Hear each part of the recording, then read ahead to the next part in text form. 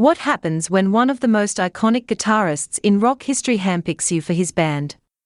In this episode of The Trout Show, the Trout sits down with internationally acclaimed guitarist Nicolas Meier, known for his stunning blend of jazz, flamenco, and world music, to talk about his incredible journey through the music world.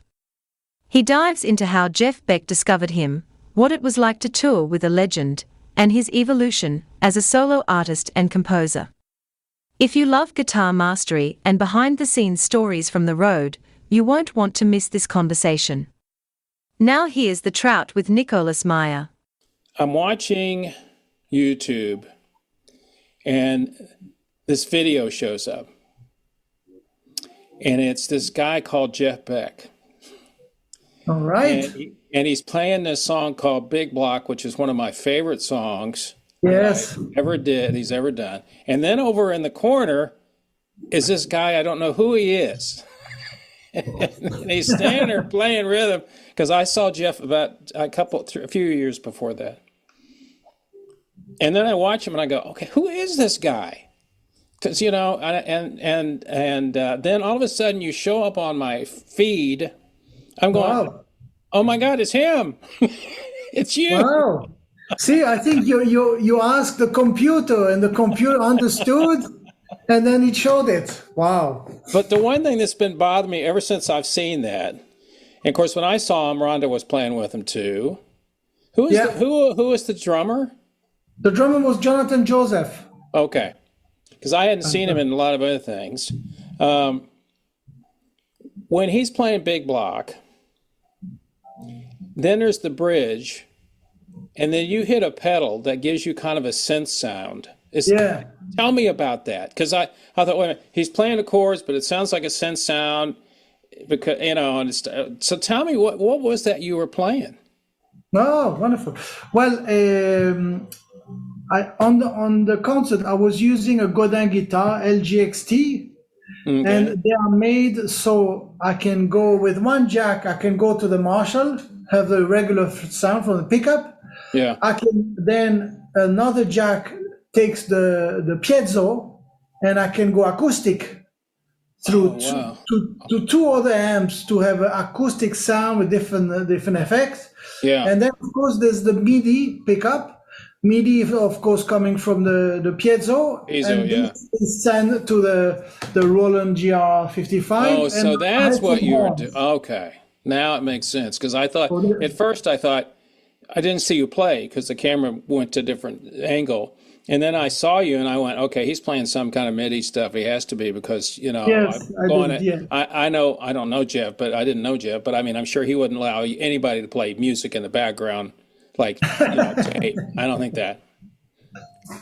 I want to stay on that for just a minute, because I want to get back to you as far as your where you grew up and all that stuff, and now your guitar work. How did you get involved with him, with Jeff Beck?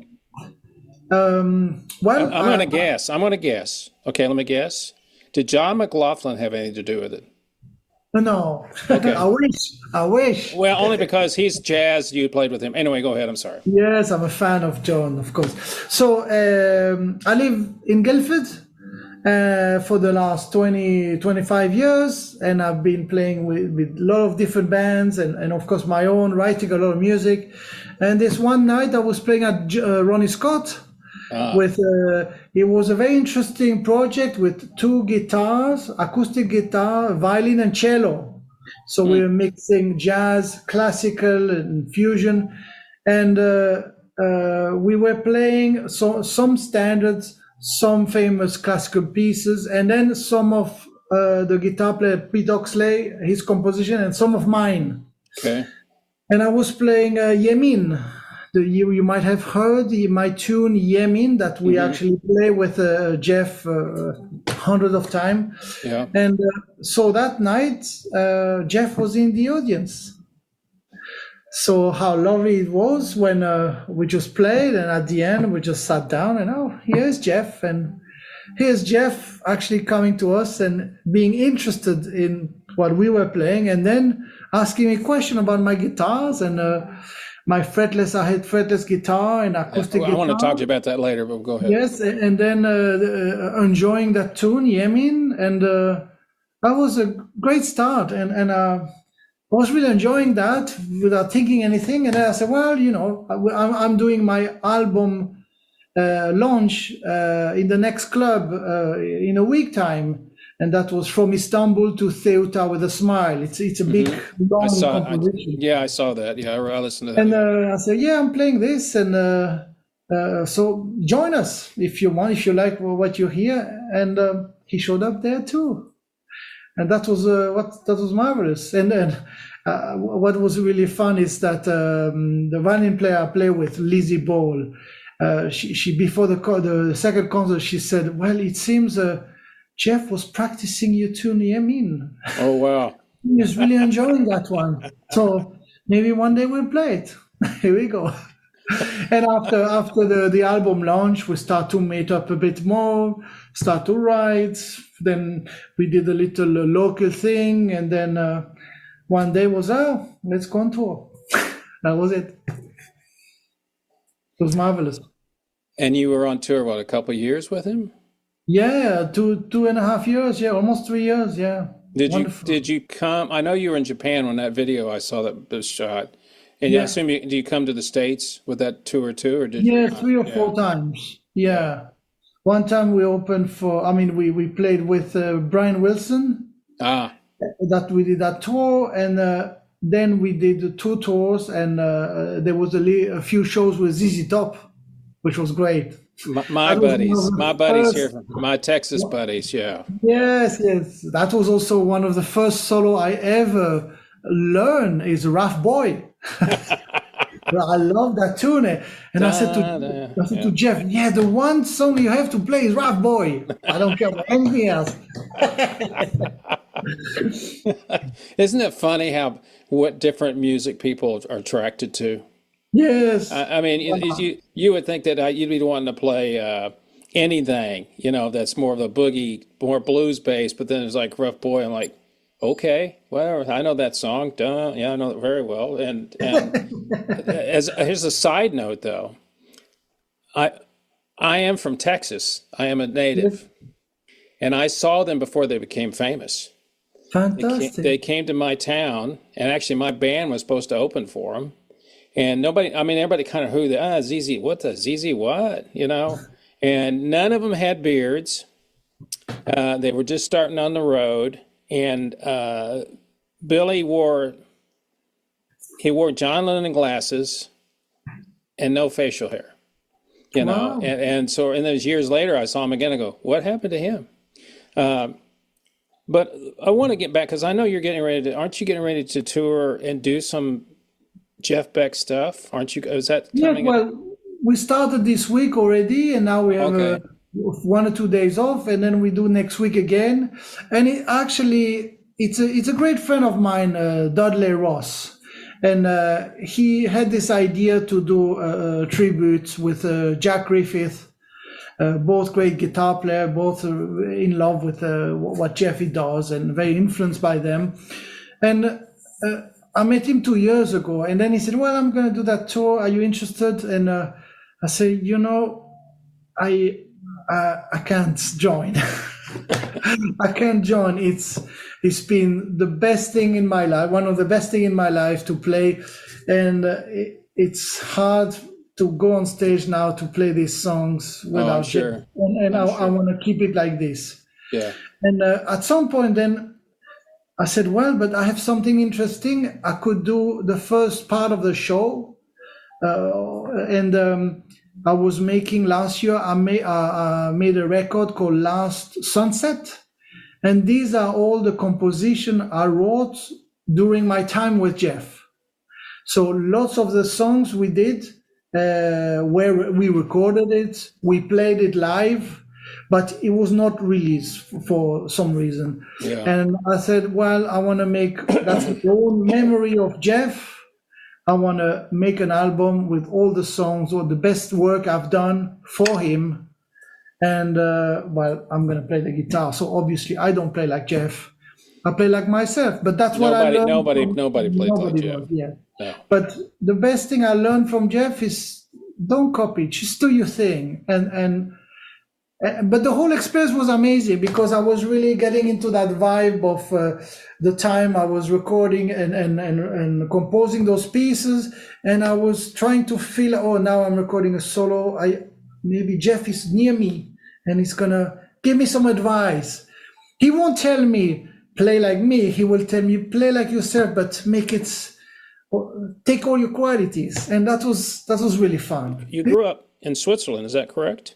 Yes, I'm from Switzerland, from Fribourg, close to Montreux. Okay, so are you in the French side or the German side? Yeah, French side, Montreux, French side. Lausanne, Montreux Jazz Festival, famous festival there. Oh yes, absolutely. And I had great teachers there. I had a nice conservatoire. I did a bit of rock, lots of jazz. I had great jazz teachers. I played big band. I had already my fusion band there.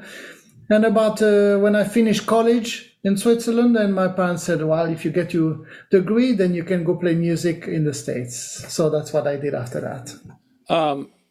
When you grew up, when would you first start playing? How old were you when you picked up your first guitar? Do you I was remember? 11. You're 11, around the same time. I was 12, around that.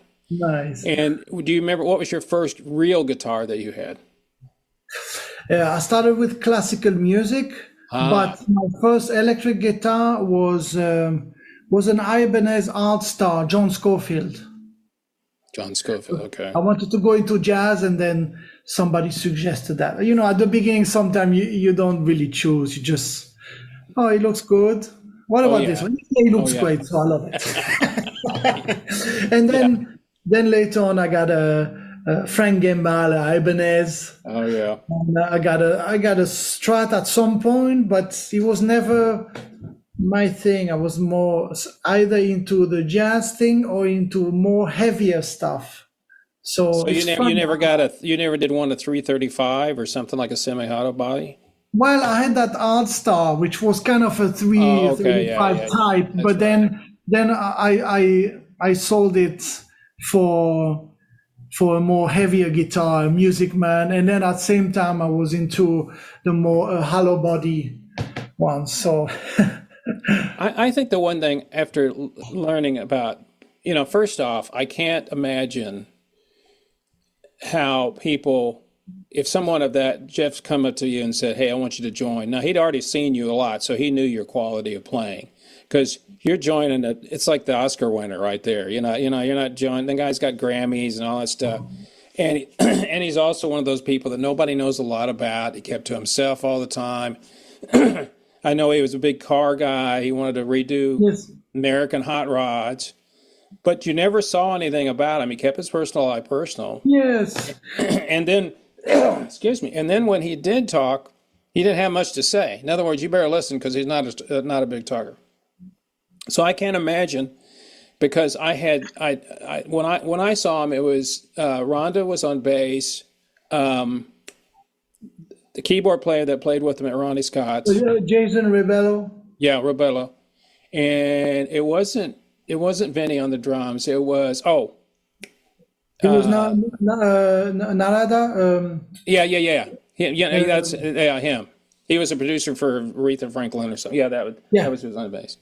And it was interesting because you never knew who he was going to show up with. But when I saw you up there, I thought, okay, I know anybody, and then that is standing on stage with him is never going to be crappy. You got to be really good. But you also, I would think, the whole time you're playing with them, after a while, of course, you're on tour for a long time.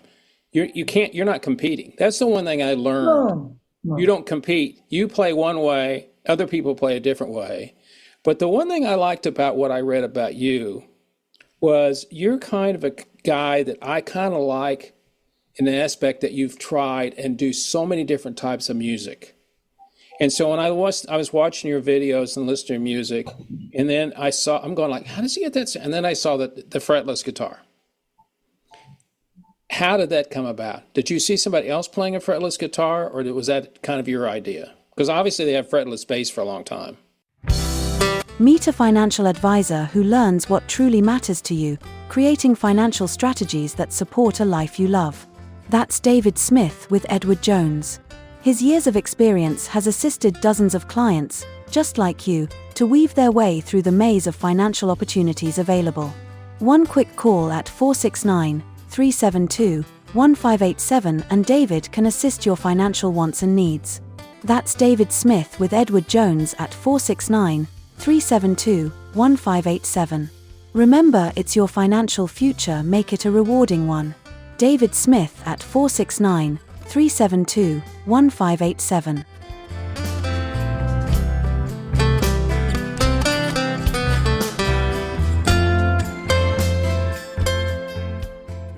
Well, it's a long development. I think, first of all, when I was a kid, of course, I started playing guitar. I started a little bit from the beginning, and then I go to the fretless.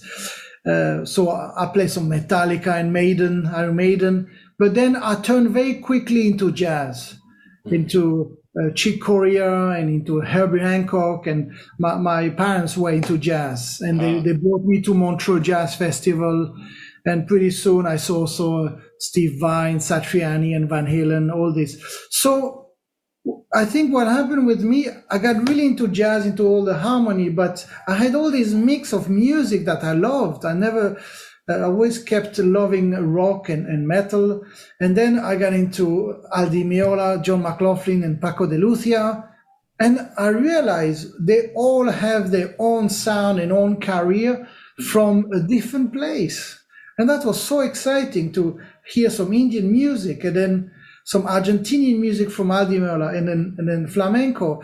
And I think with time, I got into Godin and nylon string a lot, fingerstyle and picking, and everything started to mix really, really crazy from one to another. So the funny thing is, I had hard time, for example, in a jazz gig, just to play jazz. I had to go this way or that way, depend on the energy.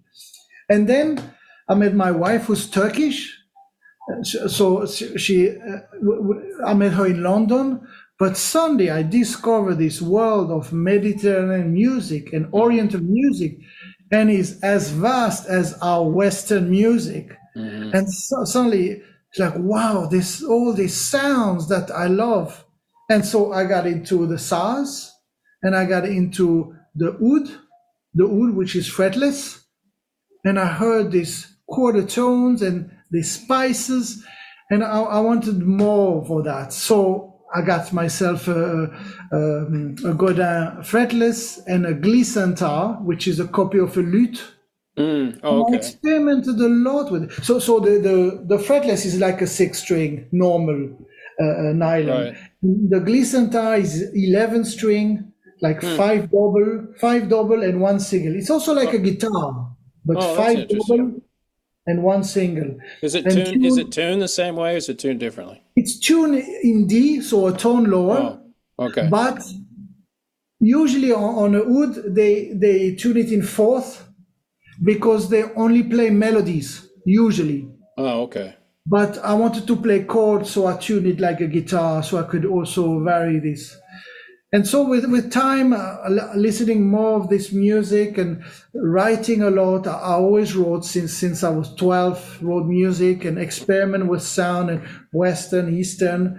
And I got into this all fun thing. And I think that's what made me a little bit different, and probably that's what Jeff was attracted to. How does it affect your growth, or not really your growth, but your whole job, so to speak, of earning money, when you don't, you could play at Montreux and play jazz, but then you can turn right around and do fusion, and then you can go and do some Turkish music or all this. How does that affect you personally from trying to get gigs? Well, one of my main product, it's my Nicolas Meier group, or Nicolas Meier World Group. I did see that, yeah.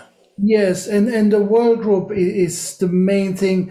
I can play it as a trio, quartet, quintet, sextet.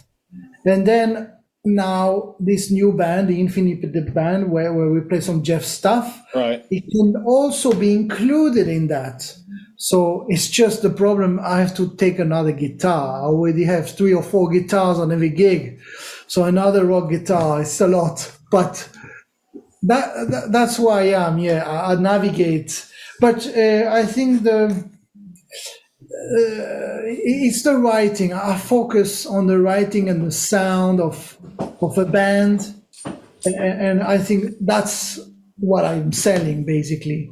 And of course, I can play other people's music. And very soon, 6 months, I have another collaboration with a wonderful singer from England, a Nigerian English singer called Ola Onabule. Oh, wow. And Ola Onabule. I will be able to write. And he's quite popular. He does big band around the world. But we wrote also this music, very eclectic, but acoustic, between guitar and voice. There's a full band, but that's the main element.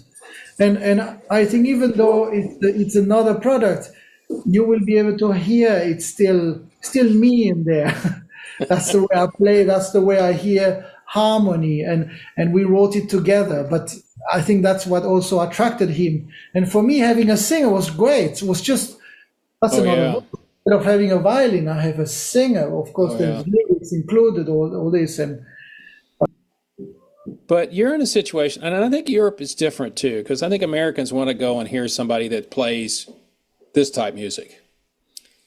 And Europe is more, I don't know how to say it, but I mean, the fact that you could, well, you're in UK now. If you go to London, you got all these different people that are playing different music all the time. Yes, there is. When you come to see you, you don't know what you're going to get, but you know what you're not going to get.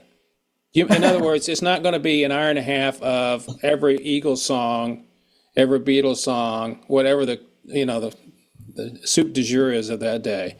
And I think that really is kind of a cool way of looking at it. Yeah. It's completely different. And then the other thing too is it influences people differently. Music that you play, may never heard that type of music before. So you're really doing a couple that you're educating and performing at the same time. Yes, and I would say very often when I go to a place and half of the people may seem before, the other half is new, I often say, look, we're going to take you in a journey around the world. That's what we're going to do. We're going to take 5-10 minutes. We're going to go to Argentina, play some tango. And then we're going to go to USA, play some swing, maybe with some Caribbean sound. And then we go to Europe and play Oriental sound, and then maybe flamenco sounding. But at the same time, it's still the sound of one band, even though we carry them around. And I understand, because it's very often original music and something they haven't heard, people need a little bit of explanation. So you need to tell them, I wrote this piece there, and I got influenced by this picture, and I'm using that sound. So let's go there for a few minutes and enjoy the trip. And that's what a lot of people coming out of the concerts feel really good about this traveling. And I think the other thing which is quite particular about my music is quite happy. And that's what I want. I want people to come out with 2 hours of music with a happy feeling. You know, we're in a world with there's a lot of bad things happening, a lot of war, unnecessary things. But we have to always remember it's a beautiful world. We have a beautiful world, and we have to try to respect and to get the positive out of it. Well, music has no language. I mean, when you play something, especially if you don't have a singer, even if you have a singer, I mean, I don't really like opera, but I can appreciate the quality of the musicianship that goes into it. And in your situation, you've got all these different, I looked at the people I've performed with, it's like the list goes on and on and on. But that's the thing that's interesting about it. And also the other thing you have opportunity for is you don't have to go far to get the next gig. You know, I'm looking at your tour thing, and it's like this UK town, and you're probably only going maybe 100 kilometers or 200. You're not going that far to get to the next plays. Yes. That makes it nice. And none of them are like really gigantic. I mean, over here, but it was to play 16,000 people arenas and all that stuff. Although a lot of people now are settling into 1,000, 2,000 people. And so you can see a lot of people in a short period of time and influence. And as you know as well as I do, there's no money in selling records. It's all about touring, and as we say over here, touring and merch. And actually, that's a good point, because it is like this is what you say. But in my concert, usually people buy records. Oh, okay. I make money on records because people want to I just play new pieces. Now, what do they buy? They buy CDs or vinyl? Or what do they buy? CDs? They buy CDs. And now we included in the CD, we included a QR code, which allows them to go through their phone or to the computer and download the music. But I understand that many people on the concert, they want to go home with a little memory. Sure they do. So, and I think, okay, so in the rock world, they get a T-shirt or something like that. But I think in the jazz world music, a CD is still really nice, because my wife does the artwork, the paintings. Oh, wow. And so I focus a lot on this. And then when you open the booklet, I tell stories, what's going on. And then there's a QR code, and so they can download. So I basically also tell in the concert, please, if you want the music, yes, you can go to a free platform, but it's bad for the musician. If you want to support it, get the album. You also get it for the download, and it's forever yours.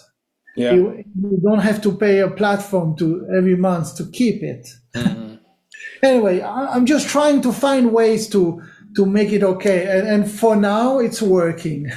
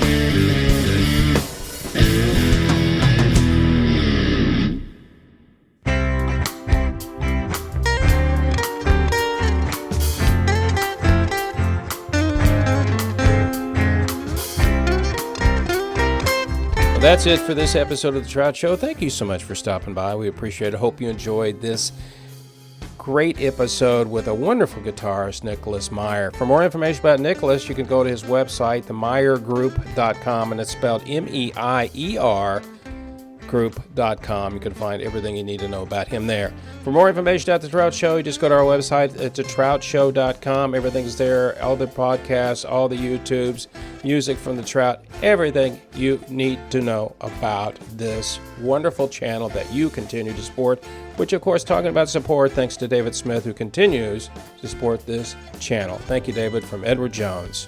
So, until next time, people, you know what I always say. It's only rock and roll. I love it. See ya.